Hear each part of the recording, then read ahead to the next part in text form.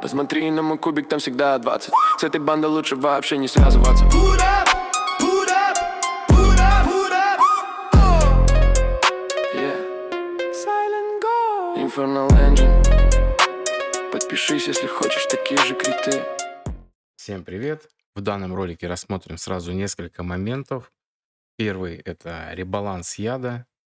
Нам усилили один талант. Тут у нас теперь больше просвещенности дается. И заменили тут же нижний талант. Это каждый заряд яда будет накладывать на цель штраф к защите на 0,5%.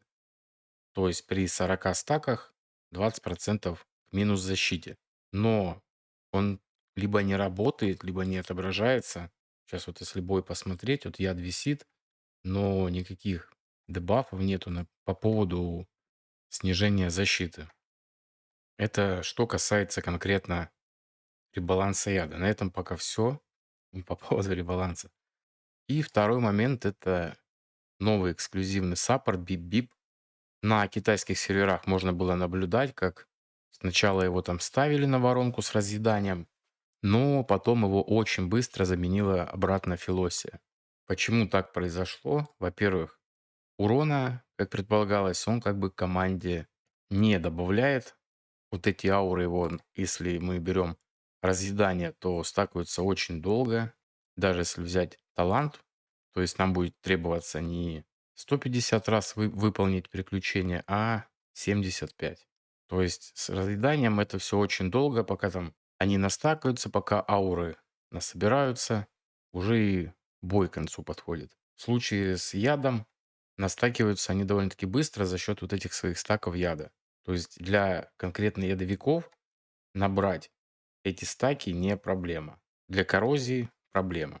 Также, чтобы сам герой, вот этот бип-бип, наложил, допустим, уязвимость, ему нужно собрать ауры, которые именно приключения на урон. И у него всегда, даже если мы берем ему первое пробуждение, да, то есть у него все 3 вида аур будет действовать, то он все равно переходит именно, большая часть его аур будет именно саппортовская. То есть повышение урона мы от него не дождемся в принципе. Он уходит в ауру саппорта. То есть при ультимейте он будет всегда кидать вот это уменьшение урона. Уязвимости мы от него не дождемся. Соответственно, чтобы он кидал вот эту уязвимость, нам нужно иметь все 3 ауры, чтобы во время ульты активировались. Для этого нужно 5-е пробуждение. Сами понимаете, это просто нереально для 99%, наверное, игроков. Но даже предположим, да, что мы это пробуждение получили, да, конкретно в разъедании это прям сильного прироста урона как бы и не даст, потому что рук у нас наносит чистый урон, он не увеличивается от модификаторов. И у новой героини драконихи Цицидис, у нее навыки, да, наносят урон ядом, но там получается основной урон — это ее пассивный навык. Там есть порча, и она наносит тоже чистый урон.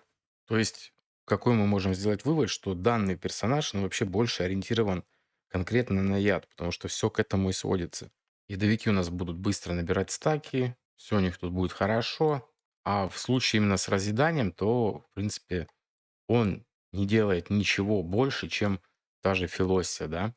Единственное, у них будет разница, что здесь он, допустим, подхиливает, да, и снимает усиление с врага. На воронке нам это вообще не нужно. По Филосе у нас кидает с боевого также еще и щитки и усиление защиты, что, на мой взгляд, будет даже довольно-таки полезней, чем вот этот вот скилл. Так что тут выводы делайте сами. Единственное, в чем он может быть полезней Филосии, это будет лишь два момента, точнее даже три. Это вот этот артефакт. Если все герои принадлежат к одной стихии, то есть если у нас в разъедании будет вот он вместо Филоси, то этот артефакт, соответственно, будет работать. У нас будет прочность щитов увеличена и наносимый урон. Ну, вроде как неплохо, да? Но стоит ли это того? И также еще второй момент — это новый артефакт. Тоже тут будет маленький такой буст. То есть мы можем этот артефакт надеть, допустим, ну, на него, и будет у нас у всех героев, допустим, увеличенный урон не на 10, а на 15%. И, соответственно, будет снижаться получаемый не на 10, а на 15. Но нам ничто не мешает, допустим, на ту же Сакридею, если один это артефакт, к примеру, да, то, в принципе, то на то и выйдет. Поэтому это не столь принципиально. И третий момент, где он может быть полезен, это уже далеко-далеко в лейт-гейме, там уже ближе к финалке, скорее всего, или когда мы там сможем это открыть. Это при условии, что у нас будет не Филосия, а Бип-Бип. Мы получим вот этот бонус от связи стихий, что у нас будут все 5 героев отравляющие. Мы получим 10% к атаке, защите и здоровью. На этом, в принципе, плюсы данного героя заканчиваются. И опять-таки, это не ставит его выше, чем Филосию. По крайней мере, в первой половине сезона я вот уверен, что она даже будет пополезнее, нежели он.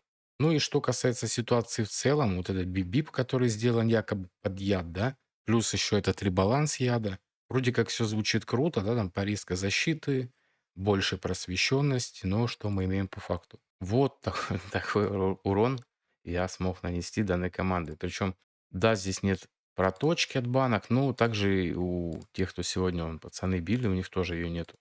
Поэтому как бы ничего такого. Условия примерно равные. Вот также у них нету проточки. Шмот подбирал, в принципе, хорош. То есть прям все сделано на то, чтобы Латер вносил прям кучу урона. По поводу выживаемости вопросов нет. Стояли прям вообще на пятерочку. На зеленой голове. Она сейчас очень жесткая, но тем не менее стоять они стояли нормально. Только вот урона нету. Вот можете даже посмотреть, да, что шмот, арты, прям вообще все четенько подобрано. То есть все сделано для того, чтобы урон просто был космический, но такого нету. Питомец тоже неплохой. Даже предположим, что если бы здесь было 3 цели, это ж как-никак массовики, то все равно, если даже умножить на 3, хотя мы 40 стаков бы точно не держали на всех 3 целях при данном составе, то урон далек от идеала какого-то и то, что хотелось бы видеть. Вот, допустим, Аура, да, с Жорном тут максимум подамажил. Вот, поэтому, ну, как-то непонятно с этим бибипом и с этим ребалансом. Так что такие вот дела. Поэтому думайте, нужен он вам, не нужен и стоит ли в него крутиться вообще. Я бы, допустим, рискнул бы покрутить баннер вот этот саппортовский, только в надежде, что упадет волк. Потому что волчара там, да, волчара прям хороший. На этом, в принципе, все. Кому там что непонятно, пишите в комментариях. Всем спасибо за просмотр. До скорых встреч. Всем пока.